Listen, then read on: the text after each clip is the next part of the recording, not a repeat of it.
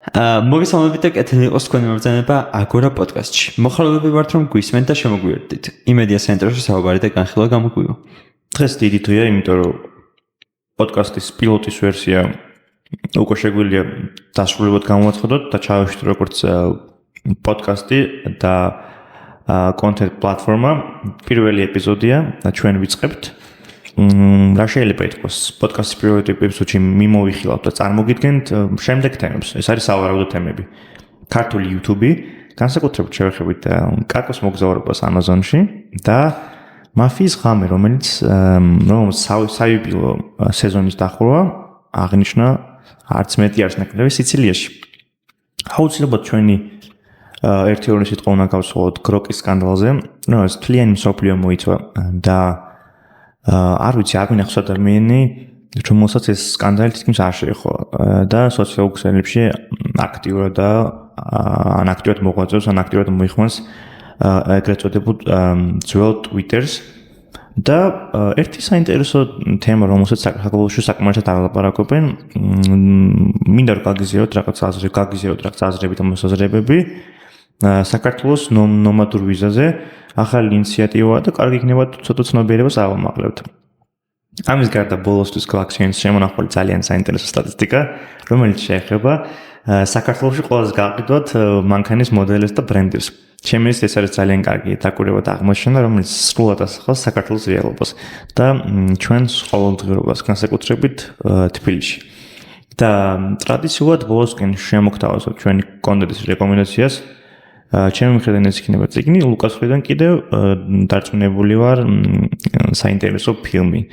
და სულ ეს არის, ხო, შეგვიძლია დავიწყოთ. კი, დღეს საქართველოსთვის პირადად უფრო აქტუალური თემები გვაქვს ვიდრე პილოტში და დავიწყოთ ქართული YouTube-ით. განსაკუთრებით, როგორც ახსენა, გვაქვს კაკოს და მაფიასთან დაკავშირებული თემები.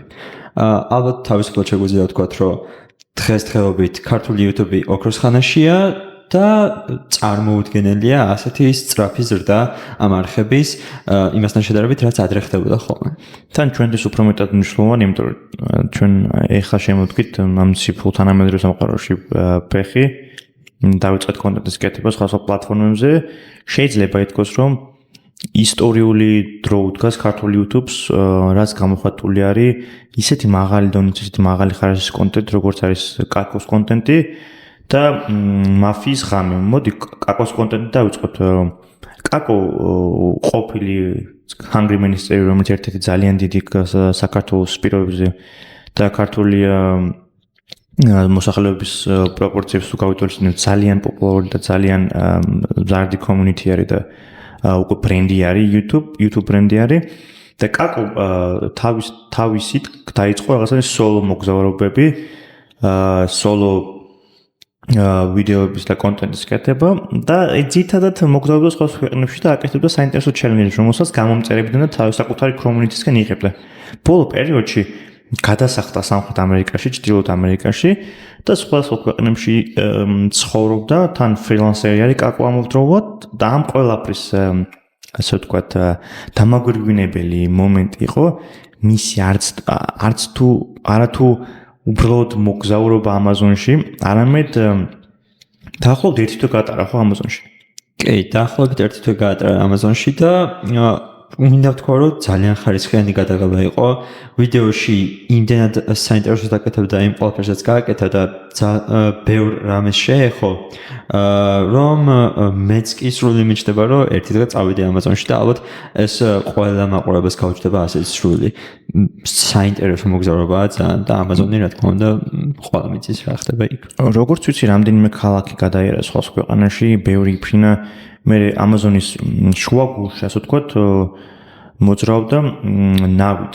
თან წაიყოლა რამდენიმე ტომის წევრი და გიდი და პრაქტიკულად Amazon-ის ჯუნგლების ტომების ცხოვრების ცხოვრობდა, ანაკონდაზეც კი ინადირეს, დაიჭინეს უამრავი პირანია ასევე საღამოთი გავიდნენ ალიგატორებზე სანადიროდ და საინტერესო რომ პატარა ბავშვი ალიგატორი ასე ვთქვათ დაატყოვეს, მაგრამ შემდეგ გაუშვეს და ეს იყო პირველი ეპიზოდი ამ მოგზაურობის. დარწმუნებულია რამდენიმე ნაწილი გამოვა, 2 ან 3 ხო ასე არ და ალბათ რამოდენიმე ნაწილი გამოვა, იმიტომ რომ როგორც ვიცი ძალიან დიდი დრო გაატარა Amazon-ში და რა თქმა უნდა ბევრად მეტი კონტენტი იქნება იქ. ამასთანავე არ წარმომიდგენია რომ ანაკონდაზე ინადიროს ან ალიგატორებზე ინადიროს ადამიანმა რატომღაც მგონია რომ ეს ყველა შეეშინდება ხო? შიშის გამოწვევი რამაა. ამიტომაც არის რომ ადამიანებს ზოგადად YouTube-ზე რაც აინტერესებთ არის ეს ცნობის მოყვარეობა ადამიანებს რომ დაინახოს სხვა ადამიანები გამოწვევის ან სირთულის წინაშე. რადგან ეს სიმულაცია რაღაცა მათ თავის თავთან რაღაც კმაყოფილების და რაღაცა სისავსის შექმნებას აჩენს, იმიტომ რომ თვითონ ამის გაკეთება არ შეუძლია. მაგრამ ეს სხვა არის, კაკუ შემთხვევაში უფრო მეტია ვიდრე უბრალოდ მოგზაურობა. აი ამ დონის კონტენტის შექმნა, აი ასეთ ექსტრემალურ და სარისკო პირობებში მართლაც ძალიან დიდ სიმამაცეს და ადამიანურ ღირსებას მოითხოვს შემაზე და მინდა რომ რაღაცნაირად კი უამრავი ნახვა, უამრავი აღიარება აქვს, კაკოს არხიც იზრდება და მიხარია რომ დაფასებული და აღიარებული არის თან სახელიც გაითქვა უკვე საერთაშორისო YouTube სამყაროში და არა მარტო საქართველოში არის ასე ვთქვათ ტოპ YouTuber და content maker-ი უფრო მეტიც გაჩნდა საქართველოს პარკლებს და უამრავი გადაზიარება, უამრავი პოსტი ნახე კაკოს ამ სიმამაცის აქტზე. და ალბათ ეს სხვა YouTuber-ებსაც მისცემს იმ გზას, რომ საერთაშორისო ლენდსკეიპზე გავიდნენ და ძალიან სასიხარულოა, იმიტომ რომ ქართული YouTube-ი ძირითადად საქართველოსთვის მორგებულ კონტენტს აკეთებდა ხოლმე და ეხლა რადგანაც მოგზაურობასთან დაკავშირებული და ასეთი ექსტრემალური კონტენტი წამოვიდა, რეალურად დიდი შანსია იმის, რომ საერთაშორისო მაყურებელიც გაუჩნდეს ამ არხებს. და ალბათ ამას YouTube-ის ახალი დაბებიც, AI დაბებიც ხელს შეუწყობს, რადგან თარგმანი უკვე შესაძლებელია ძალიან მარტივად.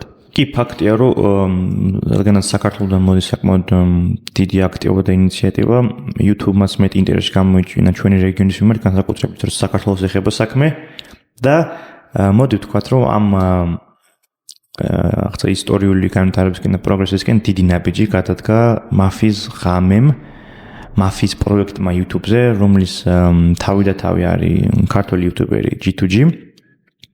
ჩვენ მგონი ვახსენეთ, რომ 2 წელი ეს პროექტი აქტიურად მიმდინარეობს და იმდენი მოახერხეს, სულ არაფერი ვთქვათ, რა სტუმრები ყავთ, რა ბრენდინგი აქვთ, ან რა სპონსორები ყავთ. უამრავი გამომწერი, ძალიან დიდი community, ძალიან დიდი დაინტერესება, განსაკუთრებით როცა მოკლე ტიპის კონტენტს ეხება საქმე, მათი ვიდეოები და შორტები მართლა ვირუსულად არის საქართველოს გარშემო მოდებული. ამ ადამიანებმა მოახერხეს და აორგანიზეს წარმატებით შეძლეს ჩაეტარებინათ მაფიის ღამე არა თუ საქართველოს გარეთ სიმბოლურ და ისტორიულ მნიშვნელობის ადგილზე, როგორც არის სიცილია.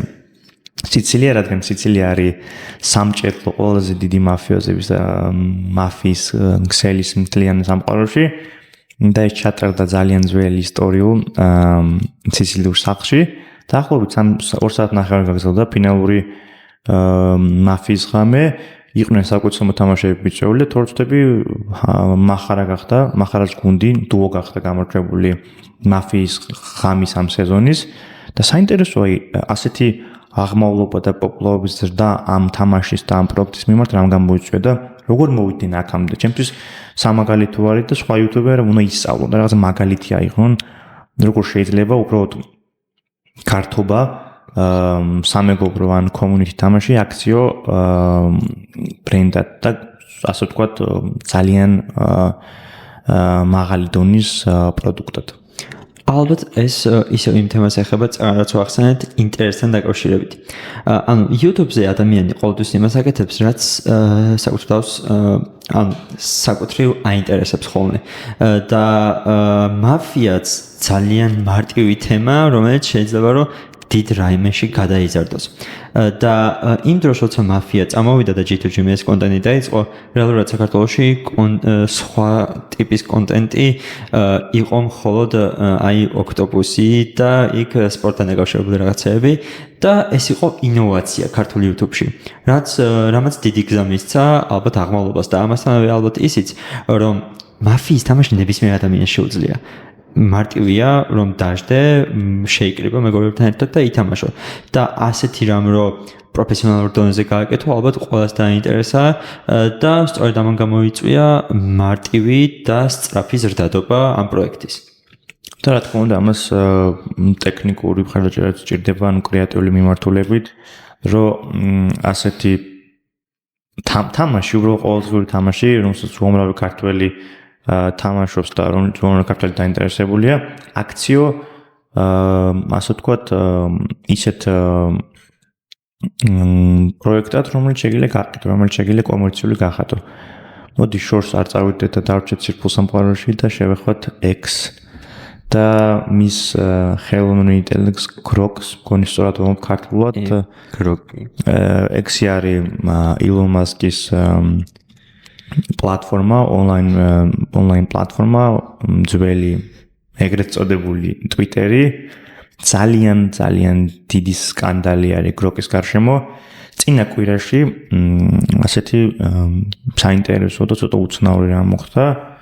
Grok-ის chatbot-მა, ხელოვნურმა ინტელექტმა დაიწყო ძალიან საკამათო და ხშირ შემთხვევაში შეურაცხყოფელი აუთპუტების, ანუ პასუხების გამოშვება სხვადასხვა სენსიტიურ საკითხებზე, როგორც არის მაგალითად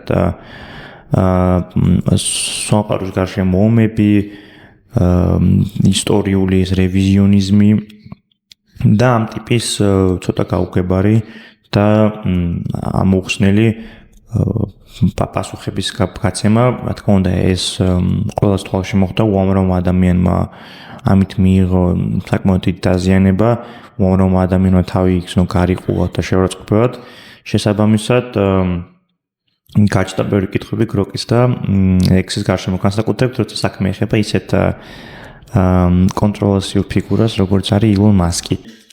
აი ამ Grok-ის ისტერიის ერთ-ერთი სერია და გამოხატულება იყო ცოტა ხნის წინ, როცა ტეხასში მოხდა ბუნებრივი კატასტროფა, Grok-მა დაიწყო რაღაც დამცინავი და გაუგებარი კომენტარების წერა და დაცინვა.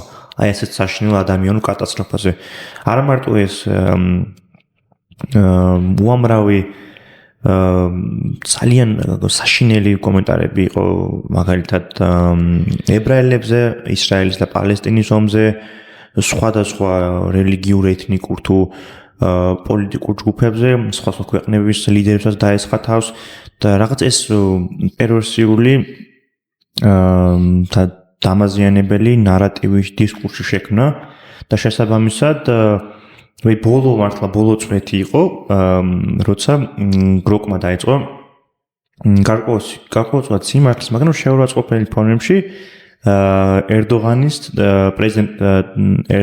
თურქეთის პრეზიდენტის და მისი ოჯახის წევრების, განსაკუთრებით მისი დედის შეურაცხყოფა და აღდებულად მოხსენიება და შესაბამისად თურქეთმა მიიღო ზომები, რომლითაც შეზღუდა Grok-ი X-ი თურქეთში, მათი ოპერირება, სხვადასხვა სერვისები და ეს რაღაცნაირად მანიშნებელი იყო X-ისთვის, რომ რაღაცებს შესასვლელი არის. და X-მაც დაიწყო სამწუხაროდ თუ აუცილებლობიდან გამომდინარე დაიწყო კონტენტის ფილტრაცია და გარკვეულწილად მექანიზმის დონეზე, ალგორითმის დონეზე ცენზურა. და მაინტერესებდა აი სად არის ბალანსი დასაცავი თავისუფალ გამოხატვასთან, თავისუფალ ასთან და ადამიანების მართლა არ ადამიანურ პრაქტიკებს შორის, როგორც არის ადამიანების გამორიცხვა, შეურაცხყოფა, მათი ალინირება, ან დამცირება კონკრეტული ნიშნით, ან სხვადასხვა მახასიათებლებით, რომლებიც ადამიანური ბუნების და სამყაროს ნაწილია, როგორც რუსთავთან არის ვერცხლოვანში სამყარო უთვალავ ფერითა. სამწუხაროდ დღეს ამას ჩვენ სამყაროში ხედავთ, საინტერესო სასიამოვნოა, მაგრამ უამრავი ადამიანი არის, ვინც ამას აზიანებს და ცდილობს, რომ ეს შეცვალოს და საერთოდ ჩემს ევოლუციის და ბუნების წინამდებ ცდილობს წასვლას. რაც გროკის თემასთან დაკავშირებით მოხდა და X-ის მიერ ფილტრაციის დაწყება, ეს ალბათ ცოტა butterfly ეფექტივითა და ყველაზე დიდი დანაკლისი ამიდან ის გამოდის, რომ X-ი ყოფილი Twitter-ი იყო ალბათ ერთადერთი პლატფორმა, სადაც ნებისმიერი რამის გავრცელება იყო შესაძლებელი. და ადამიანები სწორედ ამიტომ იყენებდნენ მას ასე ხშირად და ასე გავრცელებულად. და ეხლა რადგანაც დაიწყეს ფილტრაცია, ალბათ X-ის სიმპათიას კარგავს რაღაც დონემდე, ხო? და ის შეურაცხყოფები, რაც გროკმა მიაყენა არა მარტო თურქეთის პრეზიდენტს, არამედ მექსიკის პრეზიდენტზეც წავიდა აქ საუბარი. კი, ასევე უნდა ითქვას, რომ პოლონეთის მთავრობას და განსაკუთრებით პოლონეთის აღმასრულებელ ხელისუფლებაზე იყო ძალიან მასირებული თავდასხმა გროკის მხრიდან და ალგორითმმა გარკვეულწილად პირდაპირ თავდასხმები მოახდინა ევროკავშირზე და განსაკუთრებით პოლონეთსა და პოლონეთის პრეზიდენტზე და პრემიერ-მინისტრზე. კი, და ამასთანავე ეს ყველაფერი მომხდარიყო რამოდენიმე თვის წინ, როცა ილონ მასკი ჯერ კიდევ ამერიკის პოლიტიკურ სფეროში იყო და რაღაც თანამდებობა ჰქონდა, ალბათ დაძაბავდა ურთიერთობებს ქვეყნებს შორის, მაგრამ ეხლაც არის რა თქმა უნდა დაძაბულობა, იმიტომ რომ X-ი ალბათ ერთ-ერთი უდიდესი პლატფორმა ინტერნეტში და არა მარტო ფილტრაცია, არამედ და არა მარტო თურქეთი, არამედ სხვა ქვეყნებიც დაიწყებენ ალბათ X-ის ან აკრძალვას, ან საერთოდ გაუქმებისთვის ბრძოლას. ნუ ეს ფაქტია, რომ ხელოვნური ინტელექტის გარშემო ჩვენ ამაზე წინა ეპიზოდში ვისაუბრეთ, ძალიან დიდი დისკუსია და დიალოგი მიმდინარეობს, როგორ შეიძლება დარეგულირდეს და რაღაცა კონკრეტულ სამართლებრივ ჩარჩოებს ჩაისვას, მაგრამ უნდა ითქვას, რომ ჩვენ ვლაპარაკობთ ახლა სოციალურ ქსელზე, რომელიც თავის დროზე იქნებოდა ყველაზე თავისუფალ სოციალურ ქსელად, მაგრამ იმის შემდეგ, რაც როგორც ჩვენ თქვი, ილონ მასკი გამოჩნდა ამერიკის პოლიტიკურ ცხოვრებაში, დაიწყო კონკრეტული აჯენდის დღის, ასე ვთქვათ, დღის წესრიგის წახალისება და დასპონსორება. ფაქტია, რომ X-ი იყო სელექციურად სამართლიანი და X-ა პოლიტიკურ, ანუ განიარაღება მოხდა, პოლიტიკური ჩვეულებრივი ინსტრუმენტი იყო კონკრეტული იდეების და ხმების გასავრცელებლად, და ეს გარკვეულწილად რაღაცნაირად ფორმა არის პროპაგანდის და როგორც ჩვენ თქვით, ამან შეიძინა დამაზიანებელი და შეურაცხყოფელი ფორმები, არა მარტო ეს რაღაცა ერთი ან ორი შემთხვევა იყო და პრეცედენტი, უფრო მეტიც პრაქტიკა იყო და ამის ინტერნალიზება მოახდინეს უკვე კონკრეტულმა ჯგუფებმა, განსაკუთრებით რომელიც დაკავშირებული იყო ილონ მასკთან და ამერიკის ახალ ადმინისტრაციასთან, თუმცა ბევრი რაღაცები შეიცვალა, განსაკუთრებით დღევანდელი სტატუს კვო, ვისით რომ ისეთი ურთიერთობა აღარ აქვს, უფრო მეტიც დაძაბული არის და გაუარესებული არის. შესაბამისად, არ ვიცი, ეს ალბათ ერთ-ერთი ეტაპი არის და ტესტი არის ილონ მასკისთვის და ყოფილი Twitter-ისთვის, X-ისთვის, როგორც პლატფორმის და ასევე ინფორმაციის გავრცელების და სოციალიზაციის საშუალებისთვის და იმედია, რომ საბოლოო ჯამში ყველაფერი მოწესრიგდება, დაალაგდება, კი რაღაცა ცვლილებები გაატარეს, თუნდაც ორგანიზაცია დაიწყო X-ში ინსტიტუციურ დონეზე, მაგრამ ამაზე პასუხი ან თუნდაც შესაბამისი ზომები მიღებული არ იქნა, იმიტომ რომ როცა ასეთი სკანდალი ხდება, საჭირო არის უფრო მეტი პროაქტიულობის და ინიციატივის გამოხატვა, ჩემი აზრი არის ეს. კი, და ეს შეუძლებელია, რომ ანუ ეს ადამიანის შეცდომის გამო რა თქმა უნდა გამოწვეული, იმიტომ რომ დავარკვიოთ სხვა AI პროგრამებს, როგორც მაგალითად ChatGPT-ია, არასდროს არ ეხება პერსონალურ თავდასხმას ChatGPT-ის მიერ ნებისმიერი გამოცემული რამე. ანუ ChatGPT და სხვა AI ყოველთვის იკავებს თავს, რომ პერსონალური კომენტარები გააკეთოს. როცა გროკისგან მოდიოდა ისეთი კომენტარები ძალიან საკამათო თემებზე, როგორც ნაცისტური რეჟიმი, ებრაელებზე თავდასხმა და ასე შემდეგ, რასაც სხვა AI არასდროს არ გააკეთებს და ალბათ საინტერესოა ეს რეალურად შეცდომა იყო თუ რამე სხვა ხდება აქ, იმიტომ რომ ილონ მასკი ყოველთვის რაღაცნაირ საკამათო თემებში არის ყოველთვის ჩართული და ალბათ ეს პოპულარობის ტრიუკიც შეიძლება ეგონოს ბევრს. იცი რა, მე მგონია რომ პასუხი სადღაც შუაში არის, დარწმუნებული რაღაც ტექნიკური ალგორითმის პრობლემაც იყო და გლიჩიც იყო, ან საერთოდ შეიძლება ეს მიზანმიმართული თავისხმა იყო და მანიპულება მოახდინეს გლოკით, გლოკით არ მაგრამ იმას არ გამორიცხავ, რომ ესეც ასე ვთქვათ, ექსის და ილონ მასკის პოლიტიკის ნაწილი იყო, შეიძლება ზოგადად კონსპირაცია არის ან ავანტიურას გავს, მაგრამ ყოველთვის, როგორც ჩვენ ვთქვით, ყველა მხარეს აქვს თავისი სიმართლე და პასუხი შეიძლება სადღაც შუაში იყოს. ერთი რაც შემიძლია თქვა და დავამატო არის ის, რომ რა თქმა უნდა, ყველა ასეთი თანამედროვე ასე ვთქვათ, high-tech პლატფორმები იქნება თუ ინსტრუმენტები უნდა იყოს ადამიანებზე ორიენტირებული და არ უნდა მუშაობდნენ ადამიანების წინააღმდეგ. შესაბამისად, თუ ამის საჭიროება და აუცილებლობა არის კონკრეტული რაღაცა ზომების მიღება, რაც გულისხმობს AI-ის სამართლებრივი ჩარჩოების შექმნა თუ სხვა ტიპის დამარეგულებელი მექანიზმები, ჩემი აზრით მისწრება არის უკვე და დროა ამისკენ რაღაც ნაბიჯები იქნას გადადგმული, რა თქმა უნდა, წინ. კი და ვინც ახლა გვისმენს და AI-ის შესახებ მეტის გაგება სურს, რა თქმა უნდა, წინ პილოტურ ეპიზოდში ჩვენ ამაზე ბევრად უფრო გავრცელებულად ვისაუბრეთ და შეგიძლიათ ეგ ნახოთ. ეხლა კი ჯობია გადავიდეთ ახალ თემაზე, ქართული ნომადური ვიზა, ხო? ეს არის ძალიან საინტერესო თემა, რაც ბევრმა არ იცის ამის შესახებ და გასაკვირიც არის, იმიტომ რომ ჩემი აზრით ეს არის ერთ-ერთი გზა, რითაც საქართველოს შეუძლია რომ მოიწვიოს უცხოელები, განსაკუთრებით უცხოელი მწარმოებლები და გზა გახსნას იმისათვის, რომ შექმნას ბევრად უფრო კომფორტული სამუშაო სფერო. ნუ როგორც ჩვენ ეპიზოდის დასაწყისში ვახსენეთ, ახლად დაყენებული ინიციატივა, რომელიც უკვე გადაითარგმნა სავიზო რეჟიმში, რა შეიძლება თქვა ახალი და საინტერესო ტექნიკურ დეტალების დონეზე რო დავიდეთ, საქართველოში 98 ქვეყნის მოქალაქე არის, რომელსაც შეუძლია 1 წელზე მეტი დარჩა ამ ქვეყანაში და შემდეგ შესაბამისად ლეგალურად გაახანგრძლივოს საქართველოში დარჩენის ცხოვრების და სხვა ტიპის უფლებების მიღების, ასე ვთქვათ, საფუძვლები. იმის გარდა, რომ ამ ქვეყნიდან უნდა იყოს, ასე ვთქვათ, ციფრული ნომადი, საჭირო არის მას თვეში კონდეს მინიმუმ $2000 ანაზღაურება ან 2000 евро. ანდა ბანკის ანგარიში ედოს $24,000-მდე.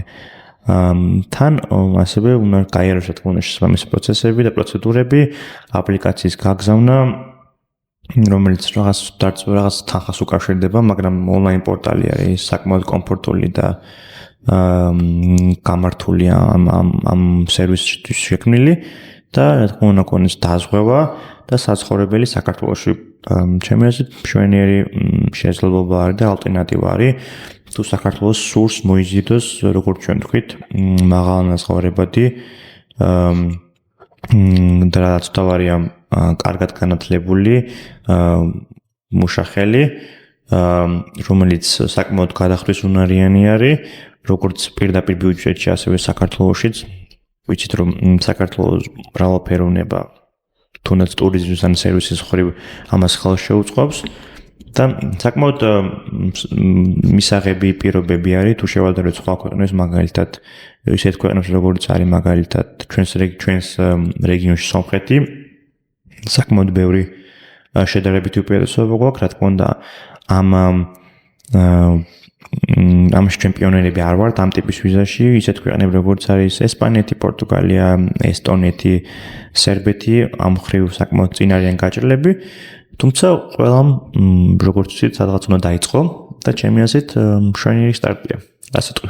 კი, ვფიქრობ, რომ ეს რაც ეხლა ხდება ნომადურ ვიზასთან დაკავშირებით, საქართველოს მისცემს გზას, რომ გავრცელდეს ეს ყველაფერი და რა თქმა უნდა დიჯიტალური კონტენტი და დიჯიტალური პლატფორმები ბევრ უფრო გამოყენებადი გახდეს და ასევე ხელშეუწყობს რომ კომპანიები, რომლებიც ეხლა ინტერნეტთან დაკავშირებულ პრობლემებს აგვარებენ, ბევრად უფრო მაღალ დონეზე ავიდნენ, რაც თქმა უნდა, პატარა butterfly ეფექტივით იქნება კიდევ ერთხელ და ინტერნეტის სიჩქარე, გამოყენება და საერთოდ მუშაობის პროცესები ბევრად უფრო გაუმჯობესდება, რაც არა მარტო ეკონომიკას, არამედ ნებისმიერ ჩვეულებრივ ადამიანს შეუწყობს ხელს მუშაობაში. ძალიან მისაღებია, როცა ქვეყანას ასეთი ინიციატივა აქვს, იმის გათვალისწინებით, რომ ამ საშუალებით, ამ ასე ვთქვათ, ინიციატივით შეგვიძლია უამრავი ადამიანი მოვიწვიოთ და დავაინტერესოთ საქართველოში, განსაკუთრებით იმის პრობლემაზე, რომ ამ ქვეყანაში არის საკმაოდ დაბალი გადასახადები, რაოდენობის მხრივაც და ნაკლები გადასახადი არის და ნაკლებიც არის გადასახადი. ძალიან მარტივი საკადასახადო სისტემა არის, ბიუროკრატია საკმაოდ ეფექტური და მოქნილი არის და თანამედროვე და გაციფრებულია ცოტავარია. იმის თქმა დაგვაუწყდა, რომ ერთი წელი გრძელდება ეს ნომადური ვიზა, მაგრამ როგორც ვიცი, მუშაობა მიმდინარეობს ამ ერთი წლის გახანგრძლივებაზე, ანუ პერსპექტივაში რომ გადაგზელება მოხდეს და არ შემოიფარგლოს მხოლოდ ერთი წლით. და ზოგადად როგორ იზომება, ხო? ინდექსი, ამდენად მისაღები და ხელსაყრელი იქნება ეს digital nomadeებისთვის საქართველოს. საქართველოს მართლა top ადგილებს იჭერს განსაკუთრებით ბოლო პერიოდის ინიციატივებში მსოფლიოს მასშტაბით. არის ისეთ ქვეყნები, მაგალითად როგორც ვახსენეთ ჩვენ ესპანეთი და პორტუგალია და ესტონეთი, რომლებიც წლების განმავლობაში 10 წლეულები გამოსაკეთებენ და მათ ძალიან დიდი წვლილი აქვს ამ ინდუსტრიაში, მაგრამ ჩვენი სიტყვის მას შეგვიძლია განსაკუთრებით თუ გავითვალისწინებთ სხვა ფაქტორებს, როგორც არის არც თუ ისე ძლიერი მხარე ჩვენთვის, მაგრამ ინტერნეტის სიძლიერე და სისწრაფე. ვახსენეთ, რომ განსაკუთრებული მნიშვნელობა ენიჭება ყოველთვის, რომ ეს ბიუროკრატია ჩვენთან საკმაოდ პატარა არის და რბილი და უფრო მარტივი არის. რაც ბევრისთვის საკმაოდ მიმზიდველი არის და შეგვიძლიათ, რომ ადამიანებს სხვა ქვეყნებიდან შეუძლიათ, რომ მარტივად ჩამოვიდნენ საქართველოში და ის ხოლმე იმუშაონ ლეგალურად. საკმაოდ შედარებით იაფია საქართველოში ცხოვრება ყველაფერს გათვალისწინებით. და არსებობს სხვა ტიპის სერვისები, როგორც არის მომსახურების სფერო, ჯანდაცვა იქნება თუ განათლება. ასე რომ ამ ფაქტორების გათვალისწინებით შეიძლება ითქვას, რომ საქართველოს წელს თუ არა საკმაოდ ახლო მომავალში შეიძლება ტოპ დანიშნულებად იქცეს.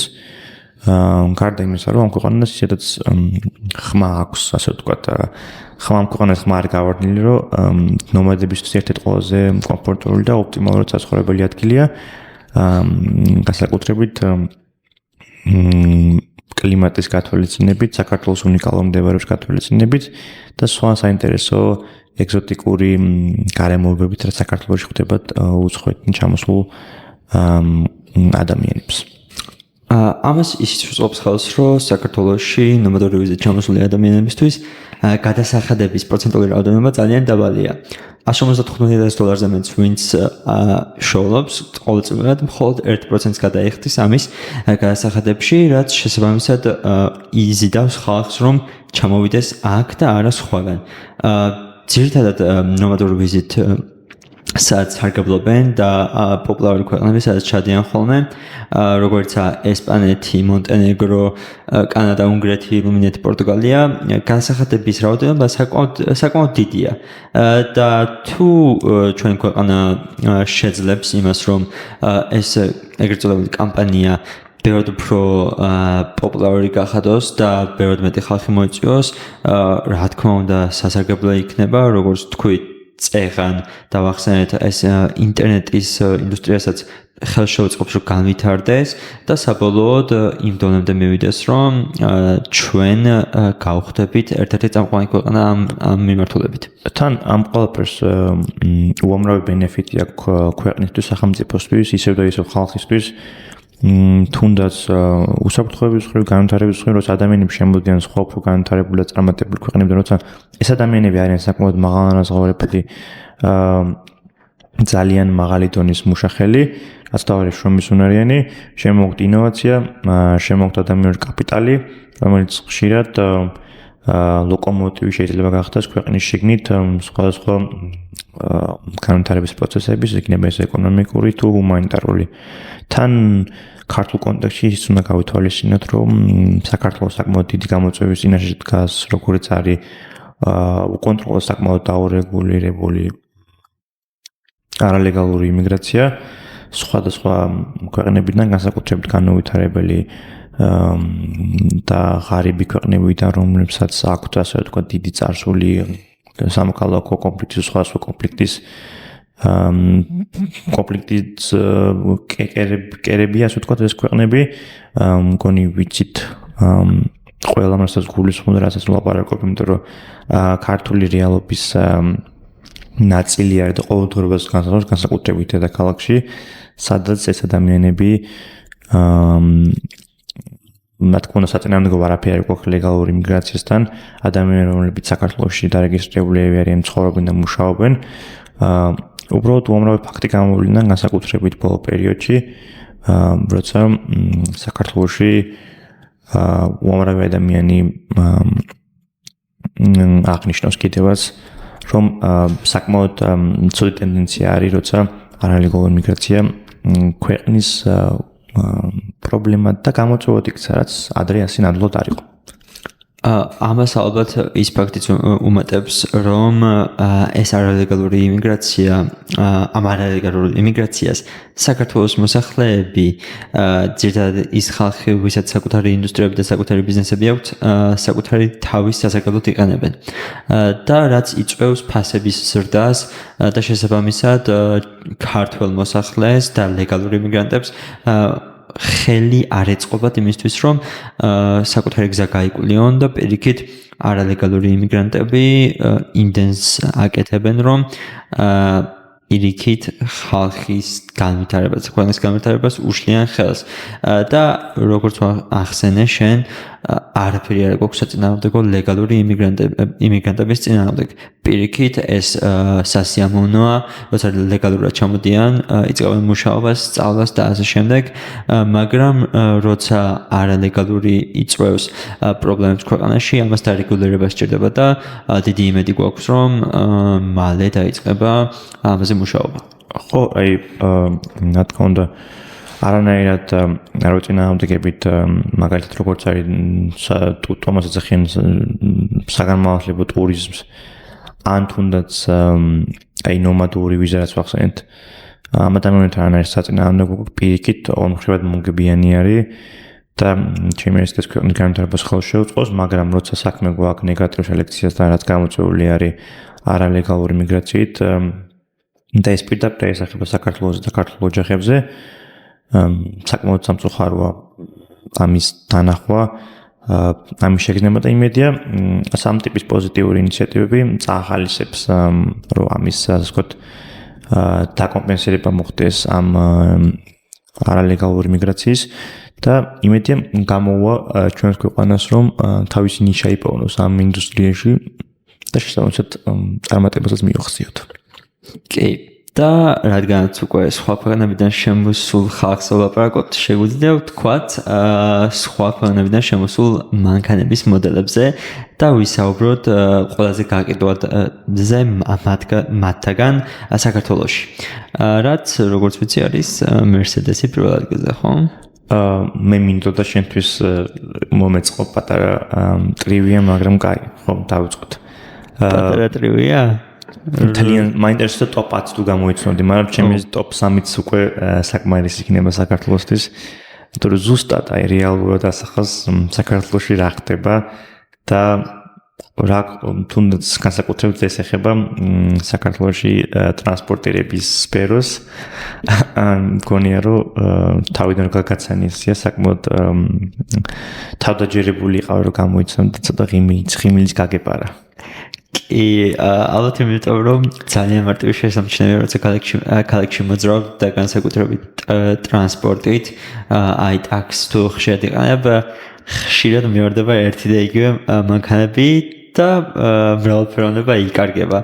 და შესაბამისად ძალიან მარტივი გამოსაცნობია პირველი 3 მაინც. მოდი პირველი ნომრით დავიწყოთ, ნუმერო 1 არის. როგორც ქვეყანაში საქართველოშიც Mercedes-ი. გამიკვირდა რომ ამ სამეულში ვერ მოხდა BMW იმიტომ რომ ვიცით რომ Mercedes-ი და BMW რაღაცას ორი ჰეგემონი საქართველოში სატრანსპორტო საშუალებებს ეხება საქმე, განსაკუთრებით BMW, რომელიც უფრო ესეთი არის, ასე ვთქვათ, ქართველების საყვარელი მანქანა, იმიტომ რომ ჩვენ საკმაოდ ინდივიდუალური, მაგრამ მასობრივად ქართველებს სწრაფი სიარული უყვართ, თან ისეთი არის ცოცხალი, უფრო ენერგიული, თავისებური სპეციფიკური ტემპერამენტი აქვს. და სამწუხაროდ თუ საბედნიეროდ BMW ვერ მოხდა ტოპ 3-ში ჩვენ არანაირად ნამდვილად გვაქვს გერმანული ავტო წარმოებებს და მით უმეტეს BMW-ზე, მაგრამ დამაჯერებლად აი ძალიან დიდი უპირატესობით ლიდერობს Mercedes-ი, რომელიც ჩემი აზრით საქართველოში არის სტატუსის სიმბოლო. ალბათ ეს იმიტომ რომ Mercedes-ი ცნობილია და რეპუტაცია აქვს იმის რომ პირველ რიგში ძალიან მარტივია რომ გამოიყენო, იმიტომ რომ ხშირად არ ფუჭდება და ამასთანავე რომც გაფუჭდეს ნაწილების და შეკეთება მარტივი საშუალებაა ეს ყველაფერი და ამის შემხედვარე BMW-ს აქვს ცუდი რეპუტაცია იმასთან დაკავშირებით რომ ხშირად ფუჭდება. ну როგორც ამბობენ. მე არც არ მიტარებია, არც ერთი არც მეორე, ამიტომ არ ვიცოდინება, იმიტომ რომ არ ვატარებ საერთოდ, მაგრამ ეს ალბათ რეპუტაციასთან არის დაკავშირებული. აი როგორც შვეიცარიული საათები, რომელიც რაღაც სტაბილურობას, გრადობას, მაღალი დონის წარმოებას უკავშირდება, ეგრე არის ჩვენთანაც Mercedes-ი.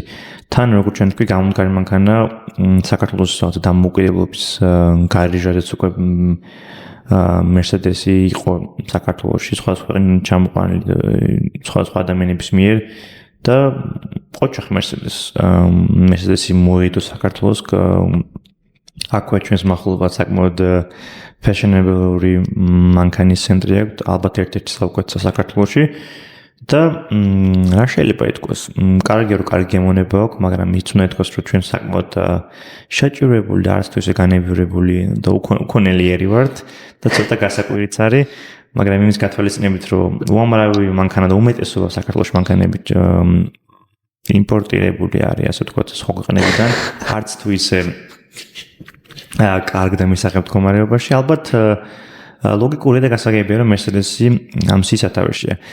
და არც მეტი არც ნაკლები მეორე ადგილზე არის Toyota. და დავასახელებ საერთოდ მოდელს ჩემი აზრით. Toyota Prius. მარტივი გამოსაცნობია, სადაც არ უნდა გახვიდე ქალაქის ნებისმიერ ნაწილში Toyota ყველგან შეიძლება დაინახო. განსაკუთრებით ტაქსებში და განსაკუთრებით იმიტომ რომ Toyota-ს აქვს ალბათ ისეთი რეპუტაცია რომ არის ყველაზე გამომდგარი მანქანა. ჩემი აზრით Toyota ყველგან დომინირებს, განსაკუთრებით ჩვენს აი რეექსპორტის მხრივაც და ექსპორტის მხრივაც ერთ-ერთი ყველაზე დიდი კომპანია საავტომობილო არის Toyota კავკასიის ჯგუფი. ეს რეკლამა არ არის, უბრალოდ ციფრები და სტატისტიკა არის. და საქართველოს ძალიან დიდი რაოდენობით გადის რეექსპორტი განსაკუთრებით ახლო აღმოსავლეთში, რომელიც რომ აი მათთვის Toyota არის რაღაცნაირად საუკეთესო მანქანა და უკავშირდება რაღაც განსაკუთრებულობას და გამომდგარი იქაც, იმიტომ რომ იქ კონკრეტული საკმაოდ სპეციფიკური ლანდშაფტი არის და საკმაოდ მობილურად და გამართულად მუშაობს. კი, პირველ რიგში რომ ეკონომიურია, მეორეც რომ თითქმის არასდროს არ ფუჭდება და არანაირი პრობლემები არ უჩნდება და სიაფეც სხვა მანქანებთან შედარებით იაფია და არის, არ ვიცი, აი ანკივით ასე რომ ვთქვათ, იმიტომ რომ ნებისმიერ ადგილას შეუძლია გავლა და ძალიან რბილად დადის და კომფორტულია. თან ну ეხა მაინც მოდი სამიზნე ჯგუფი საქართველოში Toyota-ს ეხება საქმე არის ან Toyota Prius-ი ან Toyota Land Cruiser-ი, ხო? დიდი Prado Jeep-ები. გასაგებია ყველა ამ ორ მოდელს განსაკუთრებით თავისი მომხმარებელი ყავს. ამ ბოდორს შორს Toyota Camry-ც პოპულარული ხდება, მაგრამ ის ორი მაინც განსაკუთრებით საქართველოში ჰიბრიდული მოდელები, იმიტომ რომ ჩვენთან საკმაოდ ძვირი არის ბენზინ ზოგადად მანქანის განმართვა და სერვისები. შესაბამისად ბოლო პერიოდში იმპორტის ხაზი საქართველოში სხვა ქვეყნებიდან გაიჭრა და ხშირ შემთხვევაში ჩამოყავთ Toyota Prius-ი რომელიც ითვლება ოჯახის მანქანად და ასევე ტაქსის მანქანად, მაგრამ დღემდე ვერ ამეხსნია ეს ფენომენი. პარადოქსია, ჩემი აზრით, ხოლმე საქართველოში ხდება, რომ Toyota Prius-ზე დაყენებული არის ბუნებრივი გაზი.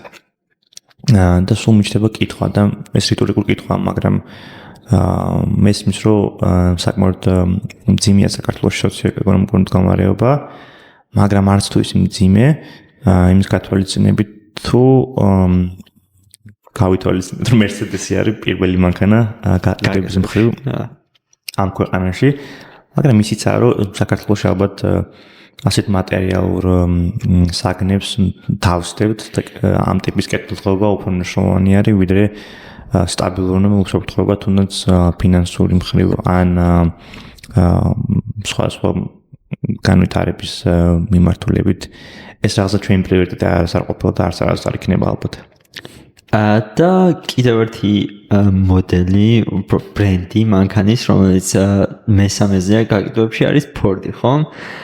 და რაც უნდა გასაკვირი იყოს, პრინციპში გასაკვირი ნამდვილად, რომ ამ ბოლო დროს, როგორც შევამჩნიე მე და შენს წარმომდამითანხმე, Ford-ი ბევრად უფრო ხშირად გვხვდება ტაქსის გამოძახების დროს, ვიდრე Toyota. თან ის უნდა გავითვალისწინოთ, რომ საქართველოში არც თუ ისე ბევრი ტაქსის კომპანია და ოლიპოლოგია აქვს ორ კომპანიას, არ დავასახელებ ამ კომპანიებს. და არც თუ ისე ბევრი ოფციის და ალტერნატივის გადამკიდე, მანქანებით სამ ცირკულაციაში არიან ერთი კომპანიიდან მეორეში. შესაბამისად ვიღებთ Toyota Prius-ის და Ford Fusion-ის ამერიკული და ამერიკული Ford-ის და Ford Fusion-ის და Toyota Prius-ის ჰეგემონიას თუ დომინაციას საქართველოში, სადაც არ უნდა გაიხედოთ, ყველგან შეხვდებათ ეს მანქანები, სხვადასხვა მოდელები, სხვადასხვა ფუნქციებით, სხვადასხვა წლის რაც თავარი, ეს არის ყველაზე შემაშფოთებელი, რომ საქართველოში გარემო საკმაოდ დაბინძურდა და ძველი არა გამართული არამდგრადი მანქანების დამსახურებით. შესაბამისად, კიდე არ აუშავს ჰიბრიდ მანქანებს, როგორც არის Fusion და Toyota Prius-ი. რავი, ალბათ კომფორტულია, ხო? ტაქსში ვეძდები, კომფორტი არის. ან Toyota-ც და Ford-იც საკმაოდ რბილად მოძრაობს ქუჩაში. პატარა მანქანები, ამიტომ საცობში გაჭედვის პრობლემებიც ან მეტნაკლებად არ არის და შეუძლია ნებისმიერ ადგილას იმოძრავონ და ამასთანავე ორივე არის ძალიან გამომდგარი მანქანა, რომელიც არ ფუჭდება ან თუ ფუჭდება მარტივია საშუალებით. მაგრამ უნდა ვაღიაროთ ისიც, რომ გვირჩევნია თუ საქართველოში ტაქსი იქნება ან Tesla, ან Porsche, ან კიდე თავის უფრო დიდი ბრენდები. მაგრამ ალბათ რო ჭირდება. ხო. და მგონი ამით ამოვწურეთ ჩვენი ჩვეულებრივი თემები და გადავიდეთ ტრადიციულ კონტენტის რეკომენდაციებზე. ეს ჩვენი საყვარელი რუბრიკა. მოდი დავიწყებ, მაგრამ რადგანაც ვსაუბრობ, იმედია მაყურებლის. იმედია იმ რეკომენდაციებს, რომელსაც ჩვენ გაწვდით ხოლმე, ეცნობით მაინც ზედაპირულ დონეზე, იმიტომ რომ ჩვენი აზრით კარგი რამაა და საინტერესო რაღაცებს ვაძლევთ ხოლმე რეკომენდაციას. და დღევანდელი ჩემი რეკომენდაცია არის ფილმი. ფილმის სახელწოდება ინგლისურად Talented Mr. Ripley, ანუ ნიჭიერი Mr. Ripley ქართულად. და შეგიძლიათ ქართულად ნახოთ, იმიტომ რომ ქართული გახმოვანებაც არის. ეს არის ფილმი, სადაც როლებში Matt Damon-ი არის მთავარ როლში და Matt Damon-ის პერსონაჟი იპარავს სხვის იდენტობას. და მთლიანი ფილმი 2 საათიანია, გადაღებულია თუ როგორ ახერხებს ამ ყველაფერს. ძალიან საინტერესოა, კომედიური მომენტებიც აქვს, ტრაგიკულიც და ემოციური დატვირთვაც აქვს ამ ფილმს. როცა ვუყურე, მე დიდი სიამოვნება მივიღე პირადად, კრიტიკულადაც კარგად არის შეფასებული ეს ფილმი და შეგიძლიათ უყუროთ, მიიღოთ ან ზედაპირული სიამოვნება, ან შეიძლება თქვენთვის აქტუალური იყოს. სხვათა შორის რაღაც სახელით და მსახიობობით ეს ფილმი ვერ გავხსენე, მაგრამ როგორც კი ქავერი მანახე, იქვე ახსენეთ დროში ვიმოგზაურე და გამახსენდა ის შერეული და ძლიერი შეგნებები, რომელიც ამ ფილმის ყურებსაც ამეუფლა. ასე რომ ნამდვილად ყველა ადამიანს თითოეულ ჩვენს მსმენელს გირჩევთ ისეონეთ დატკბით იმ დროს არის ნამდვილი კინემატოგრაფიული შედეგი. შედეგი არის შედევრი. და შედეგიც, იმიტომ რომ საკმაოდ წარმატებული აღმოჩნდა, დიდი რეზონანსი მოიპოვა და აღიარებები ხო ესე? ალბათ ეს ერთ-ერთია იმ ფილმთაგან, რომლითაც მატ დეიმონმა გზა გაიკვალა მსახიობობაში და დღესდღეობით ალბათ ერთ-ერთი უდიდესი მსახიობია და ერთ-ერთი ჩემი საყვარელი. კი, იმიტომ რომ ნამდვილად ნიჭიერია, რაც არ უნდა უცნაურად შეგდეს ფილმის სახელთან შედარებით. მქონი ჩემი რეკომენდაციის როცდგა ამ წიგნის ავტორის დატოვება მინდოდა წინა კვირაში პილოტი ეპიზოდისთვის, მაგრამ რადგანაც ამერიკის დამოუკიდებლობის დღე იყო, კონტექსტთან მაინც ახლოს დავრჩი და პრეზიდენტებზე დაგიტოვეთ, ამერიკის პრეზიდენტებზე დავტოვე ძალიან საინტერესო პოდკასტის სერია. აი, რაც შეეხება დღევანდელ რეკომენდაციას, ალბათ ბოლო დროს საუკეთესო ლიტერატურული ნაშრომი და გამორჩეული ავტორი არის ჩემთვის ლეო ვარდიაშვილი და მისი ერთი დიდი ტყის მახლობლად, ინგლისურად Hard by a Great Forest. ეს წიგნი იანვრის მიწურულს გამოიცა წინა წელს გაერთიანებულ სამეფოში და ინგლისში, გაერთიანებულ სამეფოსა და ამერიკის შეერთებულ შტატებში და რატო გაერთიანებულ სამეფოსა და ამერიკის შეერთებულ შტატებში და რატო არა პირველად საქართველოში, რადგანაც ქართული სახელი და გვარია ამ ადამიანს, ავტორს ამ წიგნის, მაგრამ შეიძლება ითქვას, რომ ქართულიც არის, მაგრამ მისი უმეტესი ცხოვრება განსაკუთრებით ეხება ეს ფორმაციულ და შეგნებულ ცხოვრების ნაწილს გატარებული აქვს ინგლისში. ლეო ვარდიაშვილი 12 წლის იყო ქვეყანა დატოვა, თბილისიდან, სოლაკიდან გადავიდა ლონდონში მის ოჯახთან ერთად და ეს გარკვეულწილად ეს წიგნი შეიძლება ითქვას, რომ მისი გარკვეულწილად ავტობიოგრაფიაც არის, ნაწილობრივ ავტობიოგრაფიული რომანია და ნაცთავია მისი სადებიუტო ნაშრომი არის და უდიდესი წარმატება და აღიარება მოუტანა მას არა მარტო ინგლისში, არა მარტო ევროპაში, მთლიანად მსოფლიოში. განმოთარგმნილი არის, რა თქმა უნდა, ინგლისურიდან ქართულ ენაზე და ყვება ისტორიას 90-იანი წლებიდან მოყოლებული დღემდე. 90-იანი წლების შუაში თუ არ ვცდები, მან მის ოჯახთან ერთად თავი შეაფარა ლონდონს. საბოლოო ჯამში წიგნი ვითარდება ასე, რომ გმირი ბრუნდება სამშობლოში და იწყებს დაკარგული მამის ძიებას და ყველაფერი იწყება აქედან. გამორჩეული წიგნი არის თავისი ენით, ქართული გარემოს აღწერით, მისი ცხოვრებით და მისი ოჯახის ცხოვრებით ლონდონში საკმაოდ ემოციურია, საკმაოდ გრძნობიარეა, დაგეუფლება უამრავი შერეული შეგრძნებები, გაუცებაც შეშფოთებაც, ტყივილით სიხარულის ბედნიერებაც და გიტოვებთ უდიდეს სივრცეს ინტერპრეტაციისთვის და ქართული რეალობის კონტექსტის გადააზრების ახალი საშუალება არის. რომ ყველაფერი სხვა მხრიდან დავინახოთ, დავაფასოთ, ან საერთოდ სხვანაირად მივიდგეთ. ასე რომ აუცილებლად გირჩევთ ლეო ვარდიაშვილის ერთი დიდი ტყის მახლობლად. ნათარგმნი არის დავით ახალადის მიერ და სულკაურის საოცარი გამომცემლობა არის კონკრეტულად ეს ნაშრომი.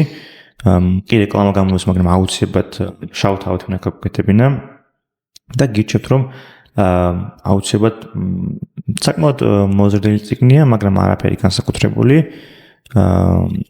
ეს კაცი ჩემი აზრით მომავალი არის ლიტერატურის და ძალიან დიდ სიტყვის სადებიუტო რომანის პირობებზე ერთ-ერთი ჩემი აზრით ერთ-ერთი საუკეთესო სადებიუტო რომანია, რაც ამ ბოლო დროს საერთოდ წამიკითხვა შეხება მქონია. თან ისეთი დიდი გამომცემლებისგან როგორც არის New York Times და LA Times-ი და Financial Times-ი მათ ერთ-ერთ საუკეთესო ნაშრომად აღიარეს წელს და შეაფასეს როგორც შთამბეჭდა და მიღწევად, რაც არ არის, რა თქმა უნდა, პატარა ამბავი. ისიც მინდა თქვა, რომ სენტიმენტალური იყო ჩემთვის, როცა ადამიანი, რომელიც მთელი ცხოვრება, ასე ვთქვათ, გაატარა ლონდონში, იქ ისწავლა წერა, ქართულ ენაზე არ დაუწყია, ასე ვთქვათ, აზროვნება და წერა, როცა წიგნს ეხება საქმე, ყველაფერი ჩაეყარა ამ საფუძველი ამ ყველაფერს ინგლისურად. ჩემთვის მაინც მაინც სხვა არის, მაინც უფრო ძლიერი და განსაკუთრებულია, იმიტომ რომ გონებაში ყოველთვის მაქვს ის აზრი, რომ ეს ადამიანი მაინც ქართველია და ჩვენთან ახლოს არის და მახარებს, როცა უყურებ ჩვენი ქვეყნის შვილების წარმატებას საერთაშორისო დონეზე და რა შეიძლება ითქვას, გთხოვთ გაეცანით ლეო არდიაშვილს და მის სინგს ერთი დიდი დღის მახლობა. ჩემი აზრით არინანებთ და ძალიან სასიამოვნო პროცესი გელით წინ. ყოველთვის მივესალმებით იმ ფაქტს, რომ ქართველი ადამიანები საქართველოს კულტურას და საქართველოს შესახებ ინფორმაციას ავრცელებენ ხოლმე. ყოველთვის სასიხარულოა, როცა ქართული კულტურა და ქართული ტრადიციები საინტერესო ხდება უცხოელებისათვის და საერთაშორისო დონეზე ხდება ამის გავრცელება. და ეს ყველაფერი ძალზედ ხშირია ამ ბოლო დროს, რაც ძალზედ სასიხარულოა. ამით ვრჩებით დღეს და ყოველთვის ეპიზოდის ბოლოს გვინდა რომ კიდევ ერთხელ მადლობა გადავახადოთ ვებსტერის უნივერსიტეტის საქართველოს კამპუსს, რადგანაც სწორედ ისინი გვაწვდიან იმ საშუალებებს მიკროფონს, ჩამწერს, ყურესმებს ასე შემდეგ და ყველა კომფორტს გვიქმნიან იმისათვის, რომ ეს პოდკასტი ჩავწეროთ და მოგაწოდოთ. მე თქმა უნდა, მადლიერების გარდა არაფერი შეგვიძლია გამოვხატოთ. დიდი მადლობა მათ და გვიხარია, რომ ჩვენთან ერთად თანამშრომლობენ და გვერდით გვიგებენ. ამით რჩება ჩვენი პოდკასტი, ყველანაირი პლატფორმა და ლინკი შეგიძლიათ აღწერაში ნახოთ ეპიზოდის და ალბათ დრო რომ დაგემშვიდობოთ. ჩვენი დიალოგი აქ მთავრდება, მაგრამ აზრები, კითხვები და კამათი გრძელდება როგორც ყველაზე ადამიანური აქტივობა. აგრა რჩება და იქნება გახსნილი ყველასთვის ნებისმიერ დროს. როგორც ყოველთვის, შეხვედრამდე. დროებით შემდეგ ეპიზოდამდე.